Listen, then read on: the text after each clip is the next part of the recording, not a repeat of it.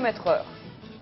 Après le Carmel d'Auschwitz, après les élucubrations d'Autant Lara, voici le passage à tabac du professeur Faurisson. Cet universitaire qui s'est fait connaître en niant l'existence des chambres à gaz, eh bien, il a été agressé ce matin devant chez lui à Vichy. Robert Faurisson a été littéralement roué de coups de poing et de coups de pied devant chez lui par 3 hommes apparemment jeunes. Il a été immédiatement transporté à l'hôpital où il est toujours dans un état que les médecins jugent sérieux. Reportage sur place, Christine Lehéran.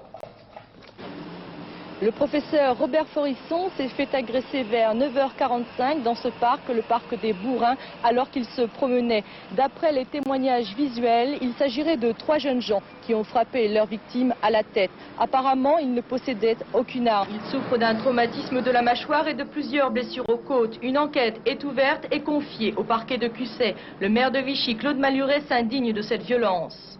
J'ai exprimé à plusieurs reprises mon opposition absolue aux thèses du professeur Faurisson et par conséquent je suis d'autant plus à l'aise aujourd'hui pour dire sans aucune hésitation que je condamne la violence qui vient d'être exercée contre lui.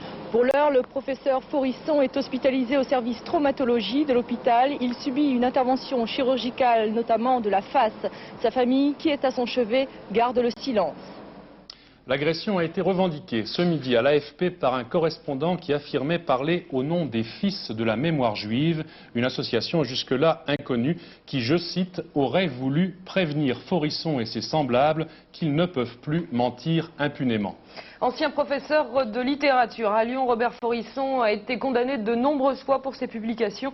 Il y niait notamment l'existence des chambres à gaz et du génocide juif par les nazis. Marc Mémon. Robert Faurisson a commencé à faire parler de lui il y a une dizaine d'années en publiant ses thèses dans une revue d'extrême droite, des thèses qui se résument en une seule phrase: les camps d'extermination nazis n'ont pas existé. Et Faurisson de nier très clairement l'Holocauste et les 6 millions de juifs tués dans les chambres à gaz. On peut dire qu'au bagne d'Auschwitz, on a gazé les poux. Mais Faurisson fait des émules. En 1985, Henri Roch tente d'obtenir le titre de docteur d'université en publiant une thèse également révisionniste. Devant le tollé des universitaires et de l'opinion, cette soutenance de thèse est invalidée par le ministre des Universités. Mai 1987, c'est l'ouverture du procès de Klaus Barbie.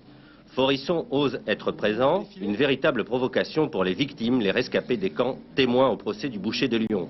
Nos confrères de FR3 Lyon tentent de lui arracher une interview. Ce jour-là, c'est Robert Faurisson qui agressera nos confrères.